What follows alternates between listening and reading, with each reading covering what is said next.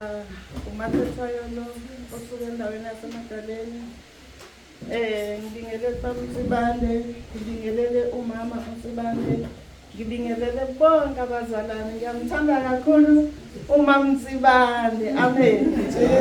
Ngelinye ilanga ngambone ngene ekhaya lakithi elincane. Sikhanjele ubhuti wami, umoya wami wathokoza. Kwangathi akwenzekanga lutho. Amen.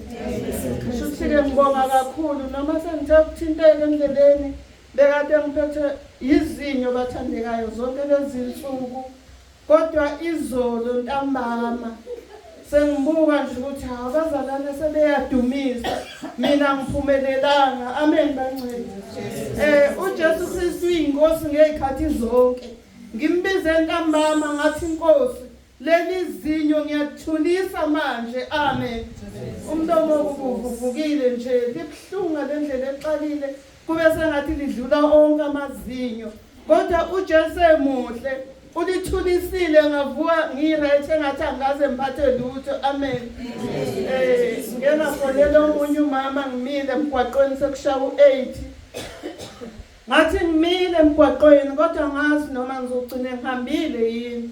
Kwathi ngo-8:10 yaqhamuka itaxi yangithatha yangibeka. Uma ngifika esitendeni ngafica sekushoda umuntu oyedwa. Amen. Ngaphoseka phakathi ngoba inhliziyo yami ibinothando. Haleluya. Ngimbonga kakhulu uNkulunkulu ngalezi insuku ukuthi ngisakwazi ukubiza igama lakhe. Mina wangibiza kunzima. Amen. Ngangimpumputhe ngingaboni emehlweni, kodwa uNkulunkulu wangenzela umusa. Amen. uNkulunkulu uyawenza umusa. Uma esefuna ukuthi asebenze ngawe, uyakwenzela umusa. Ngangigijima nezangoma kuthiwa hayi impela isangoma lesi kumele ayothwasa. Bazalwane, ngaliphuza igazi lembuzi, kungeyona inhloso yami. Amen. Kodwa umoya ulokhu ungikhombile khona lapho. Amen. Manje uma ngihlangana nabo engangikunye nabo, bavele bebe namahloni bebheke phansi, ngithi mina ningasabheki phansi. uJesu Kristu uyinkosi. uJesu Kristu uyinkosi. uNkulunkulu wayefuna ukuzikhombekisa ngami bazalwane. Uma ngithi ngiyamazi ukuthi ungilande kuphi, wangilanda emagazini embuzi, wangilanda ekuhambeni ezweni, namhlanje ngimi phambi kwakhe. Amen.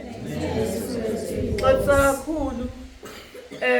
Kulezi insuku ngiyangathi ukuhlupha njengoba ngisashilo ngathi leli zinyo belinhlupha linembobo bathandekayo, kodwa lokho akunihlukanisi nokuthi ngilibize igama lika Jesu Kristu inkosi, ngoba ngiyamazi engenzela umusa, ngiyamazi engenzela umusa ngegama lika Jesu Kristu.